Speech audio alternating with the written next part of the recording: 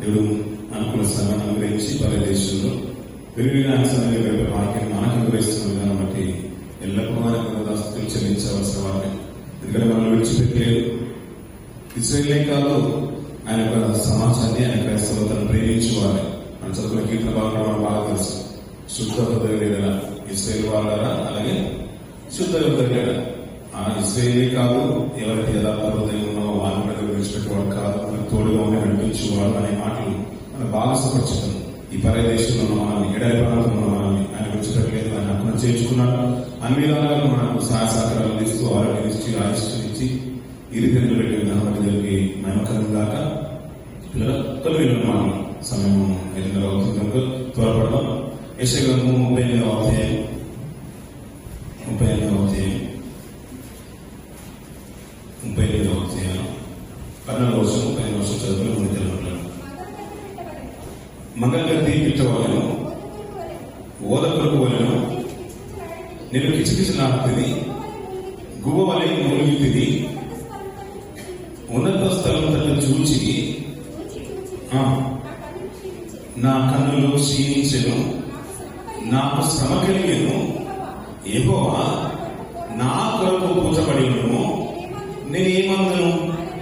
ఆయన నాకు మాట ఇచ్చెను, ఆయనే నెరవేర్చెను. నాకు కలిగిన వ్యాకులను బట్టి నా సంవత్సరాలన్నీ నేను మెల్లగా నడుచుకుందును. చదువులు ఒక మంచి మాట.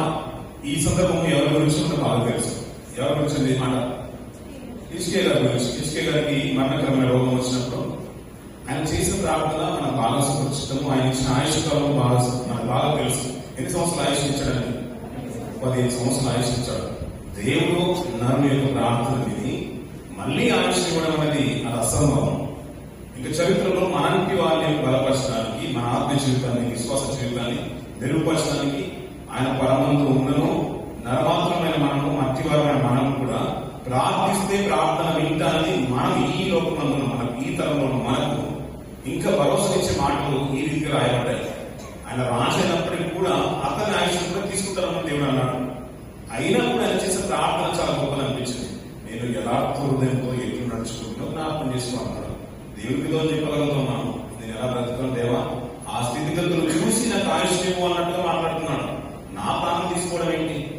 నేను లోకంలో బ్రతుకుతున్న చాలా వల్లే చోట్ల వల్లే బ్రతకట్లేదు. యథార్థ హృదయంతో ఎలా బ్రతుకుతానో నాకు జ్ఞాపకం చేసుకోవాలన్నాడు.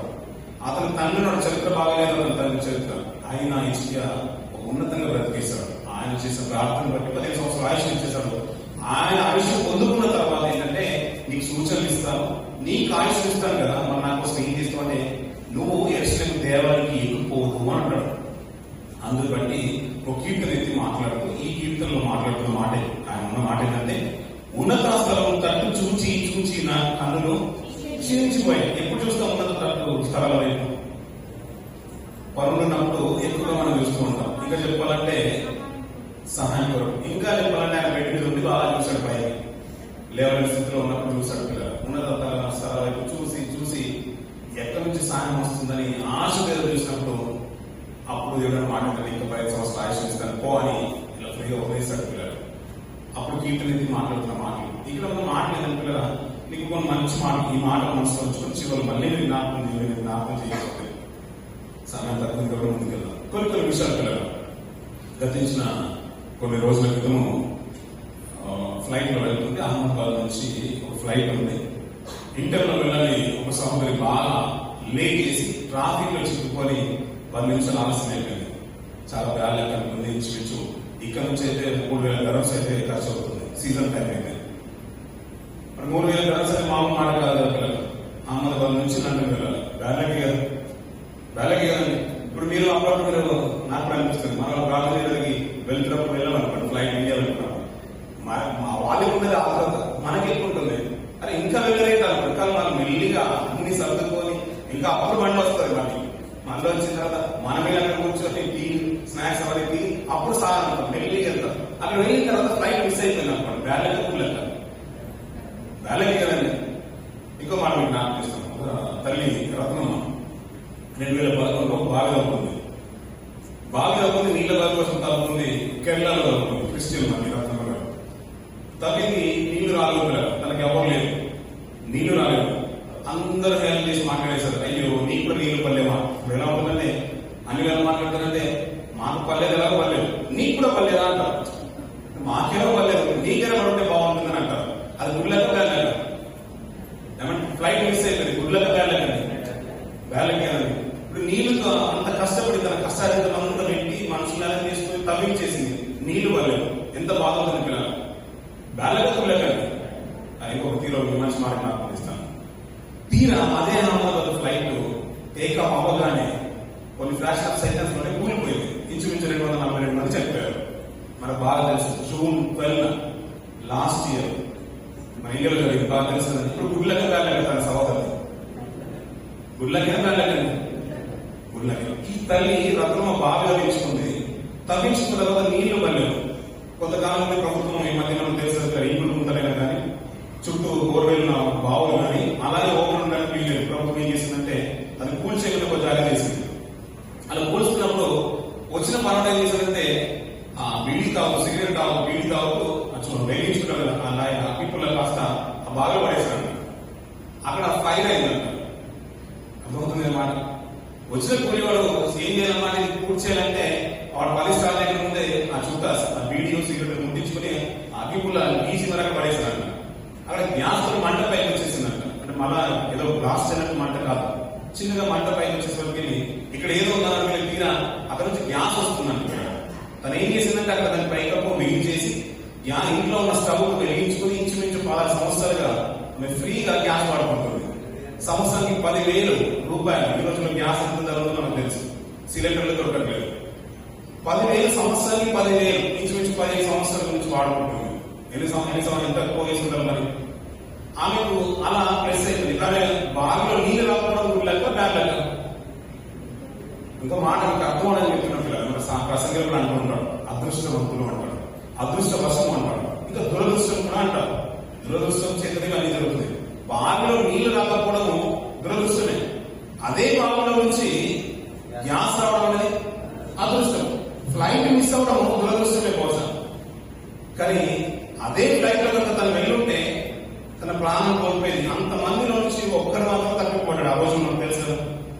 అలాంటి 10 నిమిషాలు లేట్ అయిపోయింది, చాలా బాధ వచ్చేసింది. తీరా అది టేకమైన తర్వాత కొద్ది క్షణాల్లోనే కూల్చబడింది. నేను కనుక ఉంటే నేను కూడా పోయేదాన్ని, దేవుడు నన్ను కాపాడేసని ఒక మంచి సాక్షిని మనం న్యూస్ లో మనం చూసుకుంటాం. ఆ మాటలు ఏమని చెప్పడానికి గుడ్లక బ్యాడ్లక. బహుశా ఫ్లైట్ మిస్ అవ్వడము దురదృష్టమేమో, కానీ అదే అదృష్టంగా దేవుడు మనం చేశాడు. అలా జీవితంలో చాలా ఉంటాయి. కొంతమందికి చదువు అవ్వదు.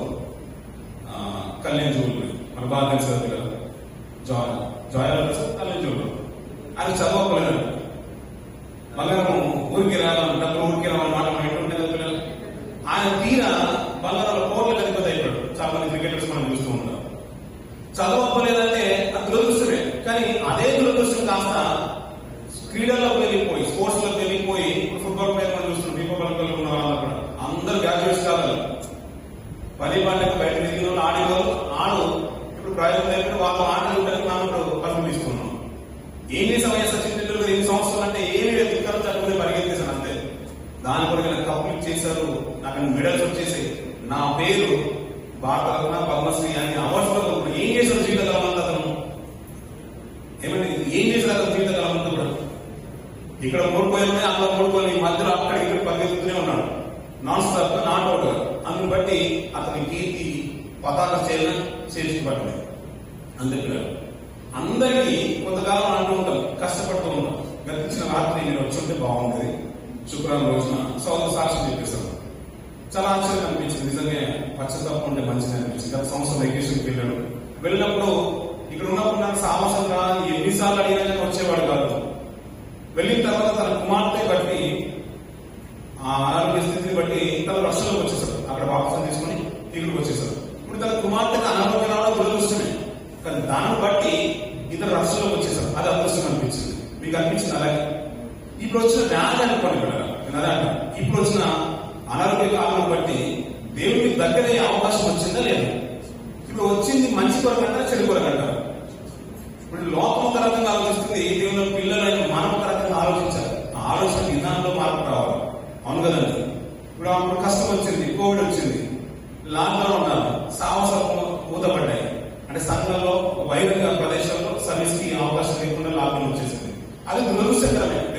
రాలేదు. కానీ అదే దురదృష్టాన్ని దేవుడు అదృష్టంగా మార్చే అవకాశం కూడా వచ్చింది. ఎలా వచ్చింది?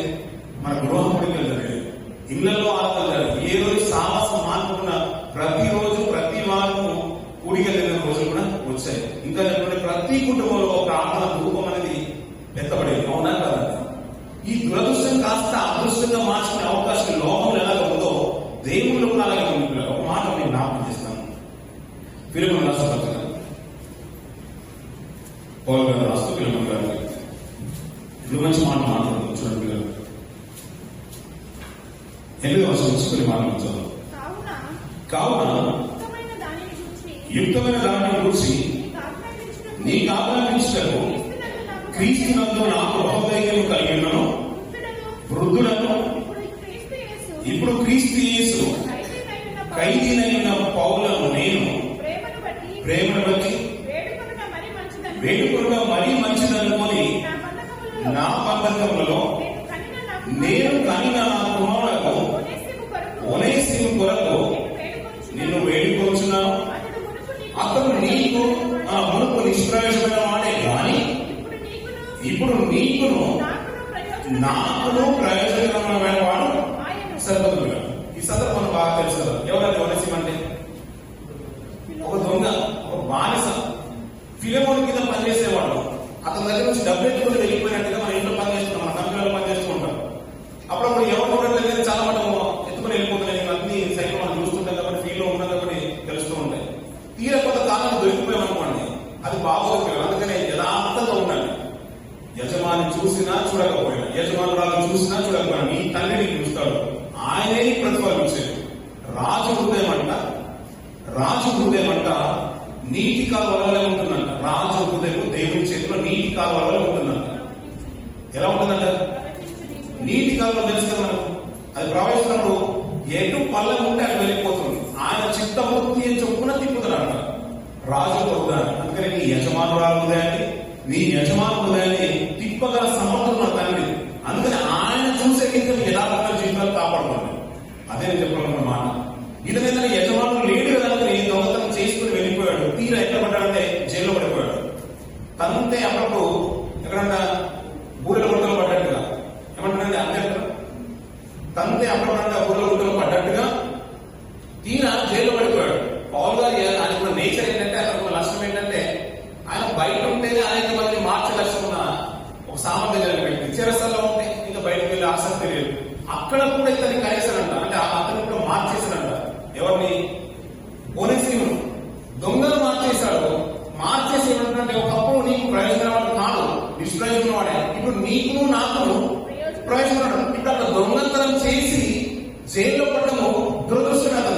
కానీ అక్కడ తీరా పౌలు గారి ఆ దురదృష్టాన్ని కాస్త ఎలా మార్చేశాడు? అదృష్టంగా మార్చేశాడు. మాట్లాడుకోతుంది కదండి. లోకంలో కాదు, భక్తిగల జీవితాల్లో గ్రంథాలు కూడా నాకు చాలా విషయం నాకు బాగా తెలుసు. ఇంకా చెప్పాలంటే యోసేపు గారి గురించి మీకు బాగా తెలుసు. సొంత అన్నలు ఆయన అమ్మేశారు, చంపాలనుకున్నాడు. అది కళ్ళ ముందు జరుగుతుంది. చుట్టూ 12 ఏళ్ల వయసు. అతన్ని చంపాలనుకుంటే అంతా కూడా కళ్ళాగా చూస్తున్న యోసేపు ఎలా తట్టుకోగలుగుతారు? పిల్లలు, నా తండ్రి కల పిల్లలు, మీరు నాకంటే పెద్దవారు, నాకంటే మనసు మీకు ఉండాలని యోసేపు ఆలోచన ఉండదా?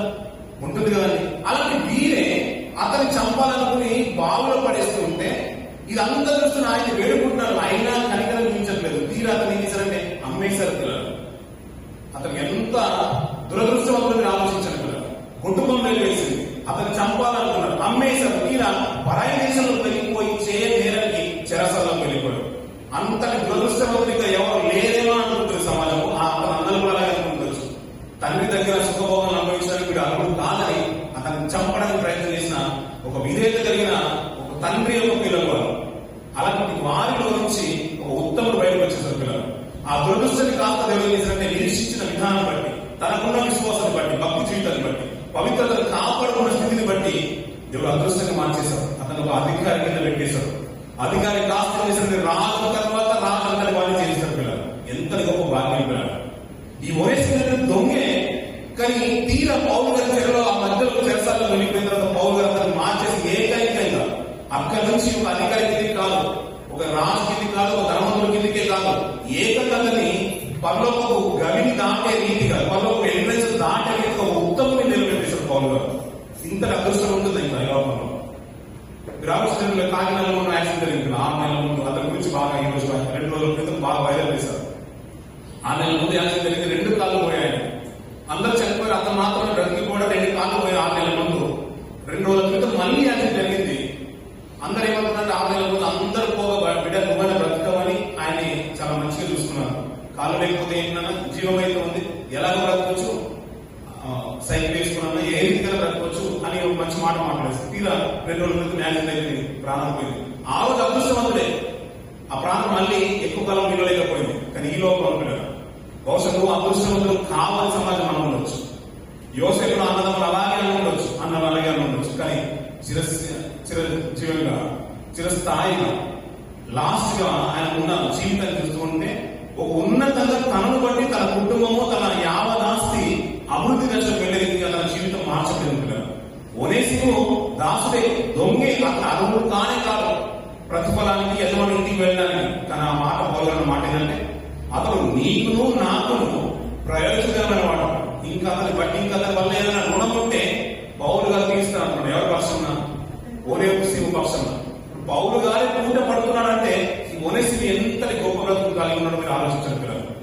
ఒక ఉన్నతమైన జీవితాన్ని కలుగుతున్న ఆయనకి ఇక్కడ ఉన్న లోకంలో బహుశా కొంతకాలం ఆయుష్ పొందుకుంటాడేమో, కొంతకాలం ఉన్నతమైన స్థితిని పొందుకుంటాడేమో, ఐశ్వర్యాన్ని పొందుకుంటాడేమో. కానీ అతను ఏం చేసినట్టు ఏకంగా పరలోకని వారసత్వాన్ని పౌలు గారు అందించేశారు పిల్లలు. ఒక ఉన్నతమైన జీవితాన్ని అతను కలిగి ఉన్నాడు. ఇంకొక మంచి మాట మీకు బాగా తెలిసిన మాట మార్కు సువార్త, లూకా సువార్తలో ఉన్న మాటలు మనం జ్ఞాపకం తీసుకుంది కదా. లూకా సువార్త 23వ అధ్యాయం 39వ వచనం నుంచి.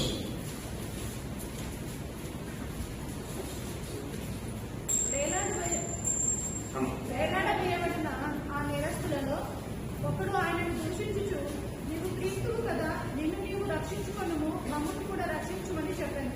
అయితే రెండవ వాడు వారిని గద్దించి, నీవు అదే శిక్షా విధిలో ఉన్నావు కనుక దేవునికి భయపడవా? మనకైతే ఇది న్యాయమే, మనం చేసిన వాటికి తగిన ఫలము పొందుచున్నాము. కానీ ఈయన ఏ తప్పిదమును చేయలేదని చెప్పి ఆయనను చూచి, యేసు, నీవు నీ రాజ్యములోనికి వచ్చినప్పుడు నన్ను జ్ఞాపకం చేసుకున్నామని. ఈ సందర్భం తెలిసేదాన్ని అక్కడ ఉన్న ఎవరెవరున్నారు? 3 వ్యక్తులు ఉన్నారు. 3 వ్యక్తులు మన ప్రమేయం చేస్తున్న రక్షణ సాక్షాత్ మన యేసున్నారు. అతని పక్కన ఎవరున్నారు? 2 దొంగలు ఉన్నారు. లోకంలో చేసిన తప్పిదాన్ని బట్టి వారికి న్యాయమని ఆ దొంగే ఒప్పుకుంటున్నాడు. లోకంలో దురదృష్టవంతులే, యోగ్యత లేని జీవితాలే.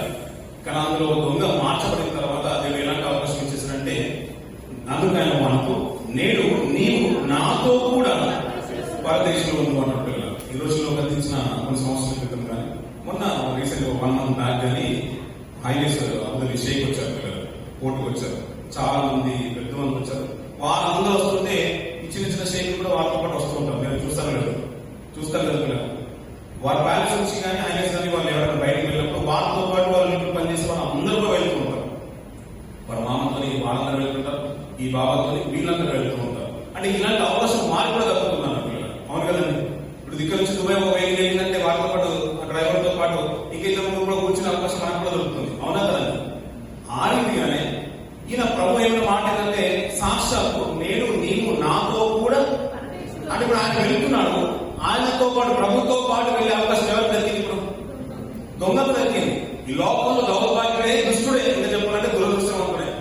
ఏమంటారు? దురదృష్టవంతుడే. కానీ ఆయన తీసుకున్న ఒక్క నిర్ణయం, ఒక మంచి నిర్ణయం బట్టి అదృష్టవంతుడు మార్చాడు. ఎలాంటి అదృష్టం అంటే ప్రభుతో పాటు పరదేశం వెళ్ళి అదృష్టం. లోకంలో మంచిగా ధనం కలిగిన వారితో పాటు మనం ప్రయాణం చేస్తే వారు అనుభవించిన దాంట్లో కొంతైనా మనం పెడతారు. అవునా కదండి. ఈ రోజు అందరూ మంచిగా మానవకు బాగా ఎక్కువ ఉంది కాబట్టి వాళ్ళు బిర్యానీ తింటే మనకు కూడా బిర్యానీ పెడతారు. వాళ్ళ నుంచి ఒక పీస్ కూడా మనకి ఎక్స్ట్రా చేస్తారు. అవునా కదండి.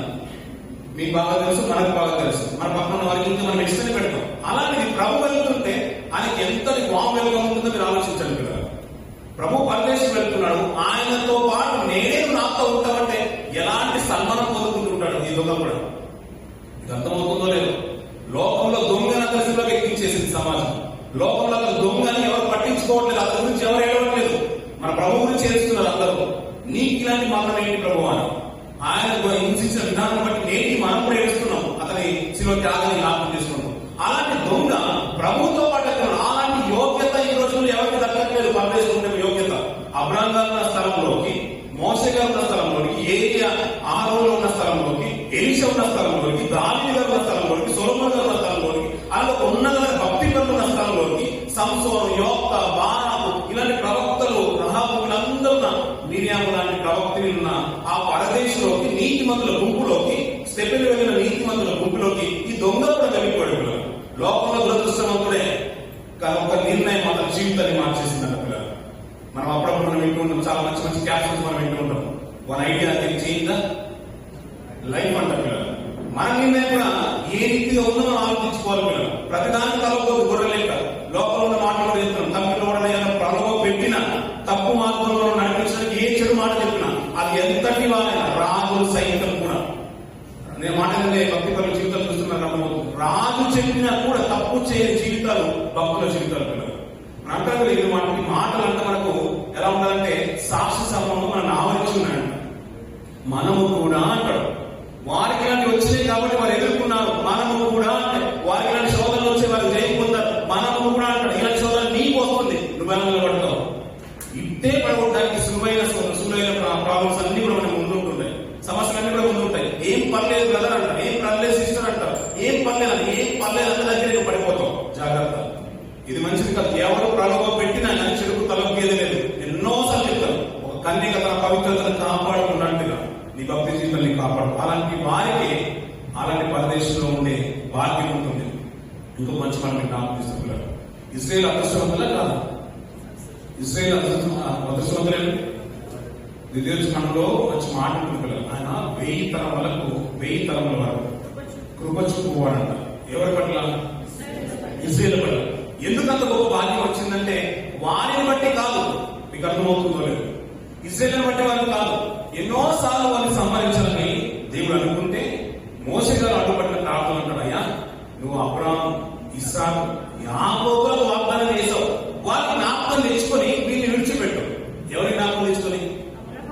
అబ్రాహాము జ్ఞాపకం చేసుకో. అబ్రాహాం ఎలాంటి నీతిమంతులో, ఎలాంటి యథార్థవంతులో అబ్రాహాం చూస్తూ దయచేసి వీళ్ళు వదిలిపెట్టుకోవడం అంటాడు.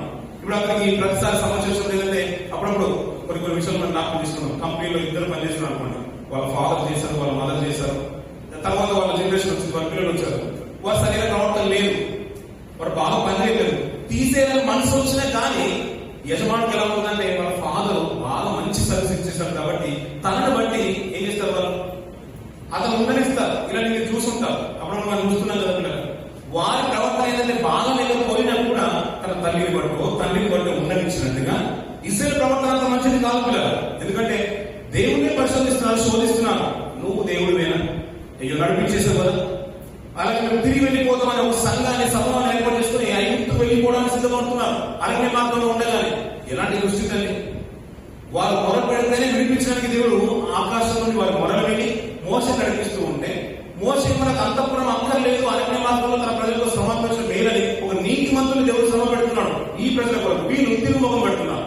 అందుకని ఎవరికి సంబంధించిన ఆశపడుతూ ఆయన ఆలోచిస్తుండగా, అయ్యా అత్తయ్య అబ్రాహాము జ్ఞాపకం చేసుకు, దయచేసి అబ్రాహాము జ్ఞాపకం చేసుకోవాలనుకుంటాడు. అంటే ఇశ్రాయేలు అదృష్టవంతుల కాదా? ఎవరిని బట్టి? తనకున్న పితరులను బట్టి ఇశ్రాయేలు అదృష్టవంతుల కాదంటే నేను ఏం చెప్తున్నాను? అవును కదండి. ఇప్పుడు ఇశ్రాయేలు అదృష్టవంతులైతే మనమేమనుకోండి, ఈ పాత నిబంధన కాలం అనుకోండి, అన్ని జాతులు కూడా ఉన్నాయి. ఇశ్రాయేలు అదృష్టవంతులు కాబట్టి అన్ని జాతులు దురదృష్టవంతులు నిజంగా చెప్పాలంటే. ఆ వారు అదృష్టవంతులు అయ్యే అవకాశం ఎలాగైతే దేవుడు వారికి ఇచ్చేస్తాడో, మనకు కూడా ఒక దురదృష్టమైన స్థితిలో ఉన్న మనకు కూడా తిరిగి అదృష్టాన్ని పొందుతున్న గొప్ప భాగ్యం ఇచ్చేసాడు పిల్లలు. బహుశా యూదా గోత్రం నుంచి వచ్చినవాడు కామేమో, యూదా గోత్రం చెందినవాడు కామేమో, బహుశా లేని గోత్రం చెందినవాడు కామేమో మనం. అయినా కూడా అలాంటి యోగ్యమైన స్థితి దేవుడు మనకి ఇస్తారన్నాడు. ఆ దురదృష్టవంతులమేమో కావచ్చు ఒకప్పుడు, కానీ అదే ఆ దురదృష్టవంతుల్ని అదృష్టంగా మార్చగల గొప్ప అవకాశం ఇచ్చేసాడు పిల్లలు. ఈ సందర్భాన్ని ఎందుకు జ్ఞాపకం చేసినట్టే ఈశ్వరి గారి సందర్భంలో ఆయన కోసం మనకరమైన రోగంలో నుంచి మనం అనుకుంటాం పిల్లలు, అప్పుడప్పుడు లోకం వేరే కోణంలో ఆలోచిస్తూ ఉంటుంది, లోకం వేరే కోణంలో ఆలోచిస్తుంది. ఆ మాట అర్థం చేసుకోవడానికి సాక్షాత్తు ప్రభుత్వ సంచరిస్తున్న కాలంలో ఒక గుడ్డివాడు తన కళ్ళెత్తి వచ్చాడు. 9వ అధ్యాయం యోహాను సువార్త మొదటి నుంచి కొన్ని మాట మంచిగా ఆయన మార్గంలో పోవచ్చుండేలా పుట్టి పుట్టివాడే మనుషులు కనబడేను. ఆయన శిష్యులు బోధకుడా పుట్టుటకు ఎవరు పాపం చేసెను. పాపం చేసెను. వీడా వీని కన్నవారా అని ఆయన అడుగుతాడు. సరిపోతుంది పిల్లలు. ఒకవేళ సమాజంలో కనబడుతుంది పిల్లలు. కొంతమందికి మాట స్పష్టత రాకపోవచ్చు, కొంతమందికి చూపు స్పష్టత లేకపోవచ్చు, కొంతమంది నడవడిక సరిగా ఉండకపోవచ్చు. అన్నమాట ఏంటంటే వారి జీవితము దేవుడి జీవితాలు. అందుకనే వారి ప్రవర్తన బట్టి, వారి ఉన్న ఆకారాన్ని బట్టి ఎవరిని ఆశ్రయించుకోవడానికి లేదు. దేవుడి పిల్లలకి చెప్పి మాట గుర్తుంచుకోండి పిల్లలు. మీరు అలాంటి వారి కారణం బాగా తెలుసు. కానీ నేను మళ్ళీ నాకు తెలిసిన మాట ఏంటంటే వారి ఆకారాన్ని బట్టి ఎవరిని ఆశ్రయించుకోవడానికి లేదు పిల్లలు. ఎందుకంటే ఆకారం ఇచ్చిన తల్లిదండ్రులు కాదు, ఎవరిచ్చారు? దేవుడిచ్చిన రూపం. వీరన్న మాట సమాజం ఏమంటుందంటే వీడు గుడ్డివాడే పుట్టడానికి కారణం ఏమయ్యా అని వారు అన్న మాట ఏంటంటే వీరు పాపం చేశారా, వీరు తల్లిదండ్రులు పాపం చేశారా అంటారు. ఇప్పుడు ప్రభు అన్న మాట ఏంటి? ప్రభు అన్న మాట వీడు యేసు వీడైనను వీని కన్నవారైన పాపం చేయలేదు అంటారు. అంటే పాపం చేస్తే మనం అనుకున్న మాట ఏంటంటే చాలా మటుకు లోకంలో ఉన్న మాట నాన్న ఏంటంటే పాపం చేస్తేనే రోగం వస్తుందని, పాపం చేస్తేనే కండిషన్ పోతుందని, పాపం చేస్తేనే అంగవైకల్యం వస్తుందని, పాపం చేస్తేనే జ్వరం వస్తుందని ఈ లోకంలో ఉన్న మాట. అవునా కాదండి? ఏం పాపం చేశాడో వాళ్ళ ఇంటికి ఇంత దుస్థితి పట్టిందని అంటూ ఉంటారు మన లోకంలో అయితే. అవును కదండి? అంటారు కదండి. ఇక్కడ మాట ఏంటంటే పిల్లల వారు పాపం చేయలేదు, వారి తల్లిదండ్రులు పాపం చేయలేదు. ఎందుకు వచ్చిందంటే మాట చెప్తున్నాడు పిల్లలు దేవుడి క్రియలు. మీరు అప్పుడప్పుడు ఆలోచించిన పిల్లలు అంగవైకల్యంతో పుట్టిన బిడ్డలు అప్పుడే అల్లరి తన ప్రెగ్నెన్సీ తెలిసింది. మనం ఎన్నో సంవత్సరాల నుంచి నిరీక్షిస్తున్నాము, కుమారుడు కావాలనుకున్నాము, కుమారుడు పుట్టేశాడు. తీరా బాబు చూసిన తర్వాత అంగవైకల్యంతో పుట్టాడు అనుకోండి, మీరు ఏమంటారు పిల్లలు? అందరూ బాగా పుట్టారు అనుకోండి, మనం ఏమంటారు? తల్లి పోలికే, మేనమావ పోలికే, అత్తమ్మ పోలికే, లేదు తండ్రిలాగే ఉన్నాడు, నోట్లో చూడు పడ్డట్టుగా ఉన్నాడు అంటారు. ఒకవేళ ఏమైనా అంగవైకల్యం పుట్టింది అనుకోండి పిల్లలు, దేవా అప్పుడు దేవుడు గుర్తుకొస్తారు పిల్లలు. మీరు ఆలోచించారు పిల్లలు, అంగవైకల్యంలో ఉన్న మనిషిని చూడగానే ఒక వ్యాధిగ్రస్తుగా పుట్టిన బిడ్డను పోయేలా చూడగానే మొట్టమొదటి గుర్తుకొచ్చేది దేవుడు పిల్లలు. అందుకనే ఆ స్థితిని బట్టి మాట్లాడే దేవుడి క్రియలు అతను ఎందుకు ప్రత్యక్షపరచబడడానికి ఇలా జరుగుతున్నాయంట. కష్టం వచ్చినా, వ్యాధి వచ్చినా, రోగం వచ్చినా, ఏ స్థితి వచ్చినా అది లోకం దురదృష్టంగానే చూడొచ్చు, కానీ దాన్ని అదృష్టంగా మార్చిన అవకాశం దేవుడు మనకు ఇస్తున్నాడు పిల్లలు. మన వాక్యాన్ని ప్రకటిస్తే, ప్రార్థన చేస్తే, పాట పాడితే, మన భక్తుల జీవితాన్ని కాపాడుకుంటూ తెల్లని వసతులు వేసుకొని ప్రతి వారం చర్చకొస్తే మనం క్రైస్తవులమని, దేవుడి పిల్లలమని అప్పుడు అర్థమవుతుంది. కానీ కుంటి వారైనా, గుడ్డి వారైనా, వ్యాధిగ్రస్తులైనా కానీ నిలబడితే చాలు వెంటనే దేవుడు గుర్తుకు వచ్చేస్తారు పిల్లలు. వారిని చూస్తే దేవుడు ప్రత్యక్షపరచబడుతున్నాడు, దేవుడి క్రియలు ప్రత్యక్షపరచబడుతుంది. దేవుడు వీరు అయిన బ్రతుకులని మీకు బాగా తెలుసు కదా, నీకు తెలుసు కదా, నీకు వచ్చి తెలుసు కదా పిల్లలు. ఆయన 4 పిల్లలు, 4 సంతానం పిల్లలు. మీరు ఆలోచించిన పిల్లలు, అతను నిలబడితే చాలు పిల్లలు, నిలబడితే చాలు. అంగవైకల్యం కూడా జయించి బ్రతుకున్న జీవితాలు పిల్లలు. ఇలాంటి జీవితాలు చాలా మన కళలు కనబడుతూ ఉంటాయి. అది లోకం దురదృష్టంగా అనుకున్నా కానీ వారు అదృష్టవంతులుగా మార్చే అవకాశం ఉంటుంది. అందుకనే వారి కళంట, వారి పేర్లంట జీవ గ్రంథంలో ఉంటాయని నిత్యత్వాన్ని కైవసం చేసిన వారు ముందుంటారన్న పిల్లలు. వ్యాధి వచ్చిన ఇచ్చి అన్న మాట ఏంటంటే ఇక నుంచి నేను ఎలా బ్రతుకుతానో మాట ఉంటుంది. ఆ మాట చూసి ముగించదు పిల్లలు. సమయం లేదు కనుక విషయ గ్రంథం ఇందాక చదువుకున్న మాట చదువుకొని ముగించదు పిల్లలు. ఉన్నత స్థలముల తట్టు నాకు శ్రమ కలిగెను, పూటపడి ఉండును. నేనేమందును? నాకు మాట ఇచ్చెను. ఎవరు నెరవేరుస్తారంట? ఒకవేళ నువ్వు పరిపూర్ణంగా నమ్మితే, ఇది దేవుడు నాకు ఇచ్చారని నువ్వు నమ్మితే, దేవుడు ఇచ్చిన ఆయన దాన్ని తీసుకువేయడానికి కూడా దేవుడు సంసిద్ధుడు, అర్హుడు కూడా, యోగ్యత కలిగిన వాడు. నాకు కలిగిన వ్యాపారం బట్టి నా సమస్యలన్నీ నేను మెల్లగా నచ్చుకున్నాను. ఎలా ఉంటారంట? ఇప్పుడు మాట నాకు తీర్మానం, ఆ మాట అనగానే తమ్ముడు సురేష్ అన్న మాట ఏంటంటే ఇది చివరి రోజు కాదు, నేను మళ్ళీ రావాలనుకుంటున్నాను, నేను మళ్ళీ దేవుడు బ్రతకాలనుకుంటున్న మాట అన్నాడు. ఆ మాటను బట్టి అనిపించింది నిజమే కదా, ఈ మాటను బట్టి ఇది ఎప్పుడైతే దగ్గర నిజంగా అనుకున్నారు కదా, నిజంగా దేవుడు ఎప్పుడెప్పుడు మాట్లాడతాడు, ఆయన ఆలోచన ఎంత గొప్ప అనిపిస్తుంది. దేవా చాలా ఐశ్వర్యాలు, సుఖభోగ్యాలు, ఇంకా ధనము, ఇవన్నీ ఏమి ఇవ్వకపోయిన పనులు ఇలా తీస్తే కదా ఒక మంచి మాట తల్లి నాతో మాట్లాడతాను, దీనికి ఒక రెఫరెన్స్ చూపించండి, ఇలా తీస్తే రెఫరెన్స్ దొరుకుతుంది పిల్లలు. అప్పుడప్పుడు ఆలోచన విధానం ఇంతకంటే ఇంకేం కావాలి ప్రభు అనిపిస్తున్నాను. ఆయన మాట కంటే తమ్ముడు మాట కంటే ఇది చివరి రోజు కాదు, నేను ఇక్కడ నుంచి మంచిగా బ్రతకాలనుకుంటే అలా అనుసంధానం మాట ఉంటుందని కదా మాట వచ్చింది. ఇక్కడ నుంచి అంటే నేను మెల్లిగా నడుచుకుంటాను. కరెంట్ షాక్ తగిలిన తర్వాత నువ్వు ఏ వస్తువును ముట్టుకో, ఒకసారి గోకులు పడిన తర్వాత, కాలు విరిగిన తర్వాత నీ విధానంలో ఉంటుందని మెల్లిమెల్లిగా నడుస్తావు, పరిగెత్తావు. అందుకని ఆయన మాట ఏదంటే హెచ్కియా నాకు 15 సంవత్సరాల ఆయుష్ ఇచ్చేసావు కదా, ఇక్కడ నుంచి నేను ఎలా బ్రతుకుతానంటే మెల్లగా బ్రతుకుతాను, నెమ్మదిగా బ్రతుకుతాను, పాపం అంటకుండా బ్రతుకుతాను. నేను అంటున్నా కదా, మన జీవితాలు కూడా ఇస్రాయేలు జీవితాలు కావు, యూదా గోత్రానికి చెందిన జీవితాలు కావు, యోగమైన స్థితి కలిగిన జీవితాలు, ధనవంతుల జీవితాలు కూడా అసలే కావు. ధనవంతులు అంటే ఎవరంటే, ఇంకా చెప్పాలంటే ప్రొద్దులు లేవగానే బెడ్ కాఫీ తాగావా, జాగింగ్కి వెళ్ళు, మళ్ళీ లంచ్ టైంకి వచ్చావా, బయటకు వెళ్ళావు, నైట్ అంతా తిరిగావు, మళ్ళీ తండ్రి చనిపోయిన తర్వాత దానంతా కూడా టేక్ ఓవర్ చేసి మళ్ళీ అలాగే ఉండి మళ్ళీ చనిపోయిన తర్వాత మన ఆస్తిని పిల్లలకి ఇచ్చేది దాదాపు చేసి ధనవంతులు. మనంతా కూడా మిడిల్ క్లాస్ ఫ్యామిలీసే నిజంగా చెప్పాలంటే. అందుకని ధనవంతులు పల్లవ రాజ్యంలో ప్రవేశించిన దుర్లభం అన్నాడు. అలాంటి మనల్ని ఈ మధ్యతరగతి కుటుంబంలో నిలబెట్టేసినట్టే సమాజం ఏమంటే మీరు అందరూ కూడా దురదృష్టవంతులు అంటుందేమో. కానీ దేవుడు మాట ఏంటంటే ఆయన కూడా వీర కుటుంబంలోనే వచ్చేసారు. మనల్ని అందరికీ చేయాలనుకుంటా, ధనవంతులుగా చేయగలుగుతారు. మనకు బహుశా ఈ లోకంలో ఉన్నత స్థానం లేకపోయినా కూడా, ఉన్నత స్థానం కూడా ఆశపడడం తప్పు లేదు, అది కూడా దేవుడు సంస్కృతి ఇస్తాడు కూడా, ఇచ్చిన జీవితాలు కూడా ఉన్నాయి. అలాంటి ఆయన ఒకరి దేవుడు నమ్మకంగా మీరు బ్రతకట్లయితే, నన్ను కలిగిన జీవితాలు కనుక మీ బ్రతుకులో ఉన్నట్లయితే, మన జీవితాలు కనుక ఉన్నట్లయితే, ఆయన అన్న మాట ఏంటంటే నేను ఉండే స్థలంలో మిమ్మల్ని ఏం చేస్తానన్నాడు, మిమ్మల్ని కూర్చొని పెడతానన్నట్టున్నారు. అది ధనవంతులకు లేదు, ఈ రోజు ఉన్న ధనవంతులకు లేదు, అమ్మాయి ఫ్యామిలీకి లేదు. అది చాలా మంది రోజున రాయల్ ఫ్యామిలీస్ లో ఉన్న వారికి లేదు, ఆయన చెప్తున్న వారికి లేదు. ఎప్పుడైతే దేవుడు కలిగి ఉంటారో అది మధ్యతరగతి కుటుంబాలు అయినా కూడా నేనేమో మాట ఏంటంటే ఇలాంటి వారికి పల్లొక రాష్ట్రం అంటాడు. పిల్లల్ని చూసినా కానీ ఈ చిన్న బాలులకు, పసిబాలకు, బీదలకు వాక్యం ప్రకటించినప్పుడు బీదలు ధన్యులు. ఇంకా లోకస్వార్థులు మన మాట ఏంటంటే దుఃఖపడు వారు మీరు ధన్యులు, మీరు ఓదార్చబడరు. మీరు ఇప్పుడు కష్టం కలిగింది కదా, ఇది స్థూలంగా మీరు జీవితాలు నిలబెట్టుకున్నట్లయితే మీరు ఓదార్చబడతారు. ఆ ఉన్నత రాజ్యాన్ని మీకు ఇస్తాను. లోకంలో దురదృష్టవంతులే కానీ అదృష్టంగా మార్చిన అవకాశాన్ని ఇస్తానన్నాడు పిల్లలు. నేను అన్న మాట పిల్లలు ప్రమాదం వచ్చుకుంటున్న అదృష్టాలు లోకంలో లక్కీ కాకుండా అన్ని జరుగుతుంటాయి కానీ ఎప్పుడు జరగవు పిల్లలు. కానీ మన జీవితం కనుక దేవుళ్ళు ఉన్నట్లేదు పిల్లలు, దేవుడు ఇచ్చిన ఆయుష్ బట్టి నెమ్మదిగా బ్రతుకుతాం పిల్లలు, దేవుడి కొరకే బ్రతుకుతాం. అలా ఒకవేళ ఈ లోకంలో నీ జీవితం కనుక వెళ్ళవచ్చునంట, ఇది కొద్ది కాలమైనా కూడా అందరూ సమసిపోయేది, అందరూ చనిపోయేది. ఈ రోజు తప్పింపబడిన మనము రేపు తప్పింపబడకపోవచ్చు. అయినా కూడా దేవుడు మన జీవితాలు కనుక ఉంటేనంట ఆ ఉన్నత రాష్ట్రంలో మన జీవితాలు ఉంటాయంట, ఆ నిత్య రాష్ట్రంలో మనం ఉంటామంట, మనం ఓదార్చబడతామంట, ఆ నీతి కిరీటాన్ని మనకి ఇస్తారంట, మహిమ కిరీటంతో మనం సంస్కరిస్తారంట. అంతటి భాగ్యం ఇశ్రాయేలుకి ఇచ్చారు. ఒకప్పుడు ఇశ్రాయేలుతో సహపౌరులు కాని మనవారిని బాప్తిసం ద్వారా మళ్ళీ సహపౌరులుగా చేస్తున్నాడు. దేవుడు నమ్మితే చాలు ఆ నీతిత్వం నీకు ఇస్తున్నాడు, నమ్మితే చాలు ఏమిస్తారంట, నీతిత్వం ఇస్తున్నాడు పిల్లలు. అది అందరికీ దక్కట్లేదు పిల్లలు, ఆ భాగ్యాన్ని అదృష్టంగా బాగుంటుంది పిల్లలు. సుఖభోగాలను మనసుంచడమే కాదంట, దేవుళ్ళు కలిగిన రక్షణ అంట తుదమంటూ కాపాడుతున్నాం పిల్లలు. లోకంలో ఎవరికి దక్కని దాన్ని నీకు దక్కిస్తాను, అదృష్టవంతులు దేవుడు తీస్తారన్న పిల్లలు.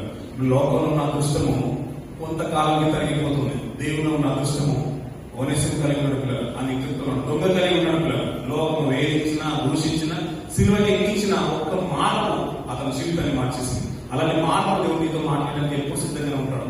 ఆ మార్పు ఎప్పుడు మాట్లాడతాడా ప్రభు అని ఎదురు చూస్తూ ప్రతి వారం రండి. ఆ మార్పు ఏ రోజు మాట్లాడతాడో దేవుడు నీతో తెలియదు. రాత్రి సమయంలో మాట్లాడతాడా, దినమెల్ల మాట్లాడతాడా, ఎప్పుడు మాట్లాడతాడు, నీతో మాట్లాడప్పుడు నీ స్వీకరించే మాటను బట్టి ఆధారపడుతుంది నీ జీవితం. నీతో మాట్లాడదాన్ని గట్టిగా పట్టుకో, నీ జీవితాలకు అదృష్టమేమవుతాయి. ఆయన మాట్లాడితే చాలు తండ్రి అనే మాట మనం వింటూ ఉంటాం. ఆ మన జీవితంలో భావమైపోతే ఆయనతో పాటు ఉండే భాగ్యం మనకి ఇస్తున్నాం. ఇశ్రాయేలుకి ఇచ్చిన భాగ్యం, ఇశ్రాయేలులో లేని భాగ్యం ఇప్పుడు మనందరికీ కూడా మనకి ఇవ్వాలని ఇష్టపడుతున్నారు. పరలోకంలో ఉండడానికి అర్హులుగా ఎంచబడిన వారందరికీ కూడా తెలిసిన భాగ్యం అంటే క్రైస్తవులు మీరు పిలువబడుతున్నారు కదా. ఈ క్రైస్తవులను వారికి దేవుడు పెట్టిన పేరు కాదు క్రైస్తవులు అనే మాట, పరిశుద్ధులు అంటారు. ఆ రోజు సమాజాన్ని చూసి దేవుడి పిల్లలు వెంబడించే వారిని చూసి శిష్యులను చూసాక క్రైస్తవులు అనబడ్డారంట ప్రజల నోటి నుంచి. దేవుడి చెప్పి ఏంటంటే ఆది నుంచి మనం చూసుకుంటే గ్రంథాలన్నీ మనం చూసుకుంటే పరిశుద్ధులు అంటారు. నేను పరిశుద్ధుని, మీరు పరిశుద్ధులు. ఆ పరిశుద్ధుల స్థానంలో దేవుడు మనకి ఆ స్థానం మనకి ఇవ్వాలని ఆశపడుతున్నారు. దాన్ని కైవసం చేసుకుందాం. అదృష్టంగా బాగుంది. ఈ లోకంలో దురదృష్టమైన, ఉద్యోగం లేకపోయినా, కష్టం వచ్చినా, రోగం వచ్చినా, వ్యాధి వచ్చినా, ఈ లోకంలో అదృష్టం లేకపోవచ్చు. అదే దురదృష్టాన్ని మనం అదృష్టంగా మార్చుకున్న మా నిత్యంలో మనం అందరి కొద్ది మాటలు మన ఆత్మీయులకి మీరు చేయించని కోరుకుంటే మాట తీసుకుంటే మాట తీర్చి ఆశించారు.